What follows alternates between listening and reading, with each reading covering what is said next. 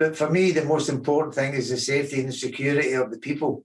For people to go in anywhere, any social event they have, whether it's football, whether it's the theatre, whether it's in the pubs or whatever, if it's possible to know that the people are coming in there have a clean bill of health, then I think it must be advantageous to everybody. And I think the great work that they've done so far with the vaccinations has been fantastic. And it would be a shame to be careless and throw all this away with a wee bit desire, because people have great desire to go and get back into what they call a normal way of life. But I think it's safer for me.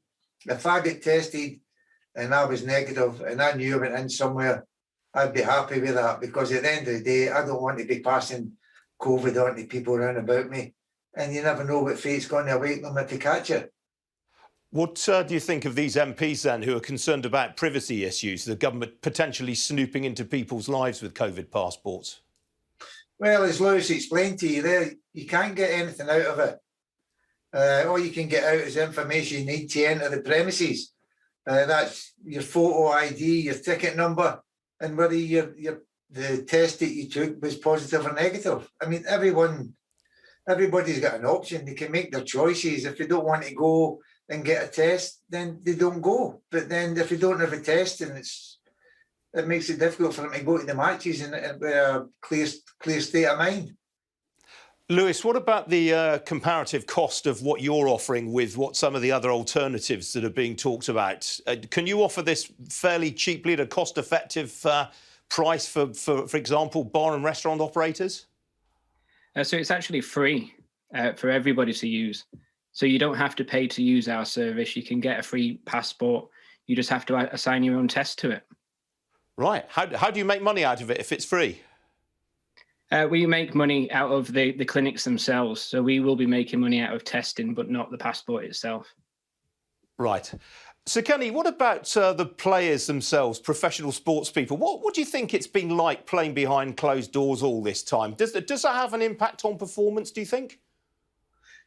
Yeah, well, it affects a lot of people in different ways. Certainly at Liverpool, the fans are hugely important and beneficial to the performances and results the teams get on the pitch. And I think maybe for us, it's suffered, the players have suffered a little bit because the fans aren't there. And also it works to the benefit of the team when the opposition are getting a bit of abuse from our own supporters.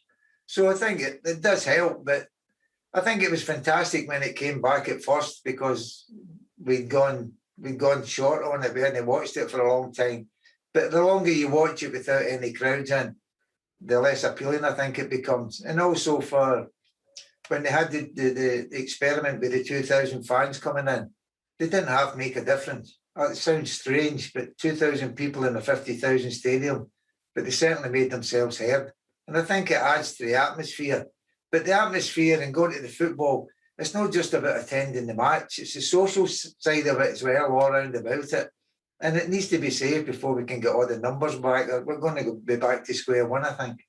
Absolutely, completely agree with you. Now, there's been a lot of commentary in the press over the weekend about the possibility of some Scotland fans being allowed into Wembley for the Euros this summer. You'd be right behind that, I presume? I'll be right behind Scotland. If the fans can get there, that would be brilliant. But as I said earlier, I think safety and security is the most important thing. And we don't want to spoil the work that's gone ahead. It's this stage after a year, we're getting a wee bit more positive news out of places. But Scotland, England is always a huge attraction.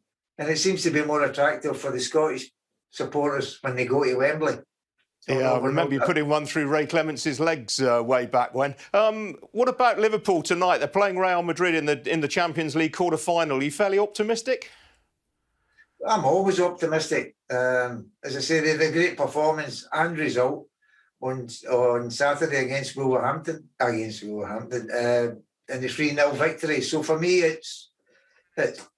I'm looking forward to the game, and Real Madrid, obviously, they're not the force that they have been over the years. So it's still a difficult game for us, but it's one that we don't need to win. But if we're still in the game coming to Anfield, it could be important. In a word, do you think Liverpool are going to make it to the semis? Well, hopefully, maybe even make it to the final. It's Ataturk Stadium, one of the finest finals in Liverpool's history, when they went there and beat AC Milan, coming back for 3-0 down, winning the cup and penalties. So a wee bit romantic, but it'd be brilliant if they could do it again there.